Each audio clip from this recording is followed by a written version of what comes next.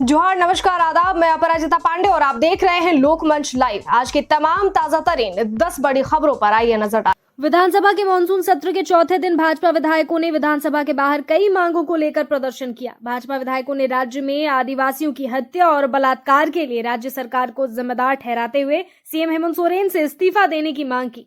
3rd और 4th grade की नौकरियों को झारखंड के मूल निवासियों के लिए आरक्षित करने की मांग की। सुभाष मुंडा हत्याकांड की जांच, नियोजन नीति को स्पष्ट करने, झारखंड को सुखाड़ और अकाल क्षेत्र घोषित करने समेत कई मांग से संबंधित तख्तियां लेकर विधायक प्रदर्शन कर रहे थे।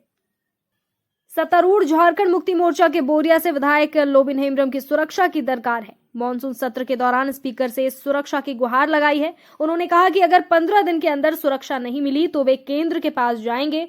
लोबिन बता रहे हैं कि मैं जल जंगल जमीन की बात लगातार करता रहता हूं, अवैध माइनिंग के खिलाफ भी लड़ाई लड़ रहा हूं, इसीलिए मुझे जान का खतरा है।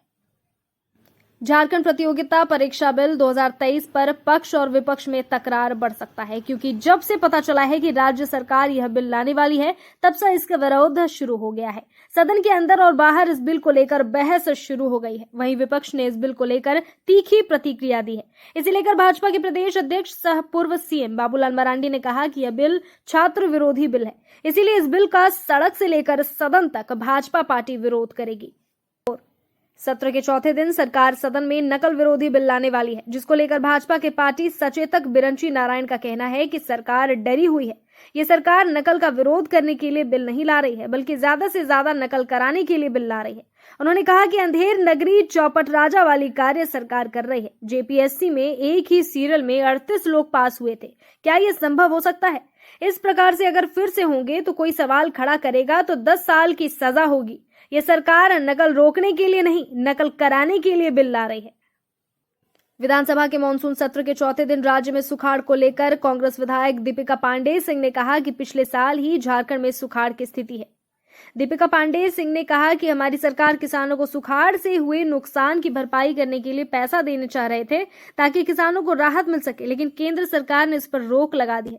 मोदी सरकार पर आरोप लगाते हुए दीपिका पांडे ने कहा कि झारखंड के साथ लगातार केंद्र सरकार सौतेला व्यवहार कर रही है, किसानों के साथ अन्याय हो रहा है। हम लोग इसको लेकर सड़क से लेकर सदन तक घोर विरोध करेंगे। लैंड स्कैम मामले में बुधवार को विष्णु अग्रवाल की रिमांड पर रांची पीएमएलए की स्पेशल कोर्ट में सुनवाई हुई। दोनों पक्षों की दलील सुनने के बाद कोर्ट ने ईडी को 5 दिनों का रिमांड दिया है। ईडी के अधिवक्ता ने कोर्ट से विष्णु अग्रवाल को 7 दिनों तक रिमांड पर लेकर पूछताछ करने की इजाजत मांगी थी, जिसका विष्णु अग्रवाल के अधिवक्ता ने विरोध किया।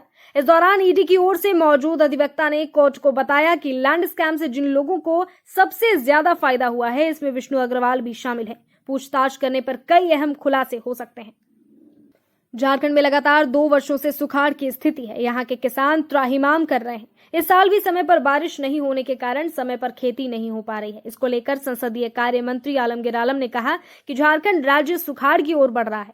बीजेपी पर निशाना साधते हुए आलमगीर आलम ने कहा कि एक तरफ भारतीय जनता पार्टी कहती है हम किसानों के साथ हैं, किसानों की आय को हम दोगुना बढ़ाएंगे। किसान का जब माली हालत बिगड़ता जा रहा है, जब हम उसका पैसा मांगते हैं तो आधा ही पैसा केंद्र सरकार देती है। यह रवैया हमेशा झारखंड के साथ कर रही है।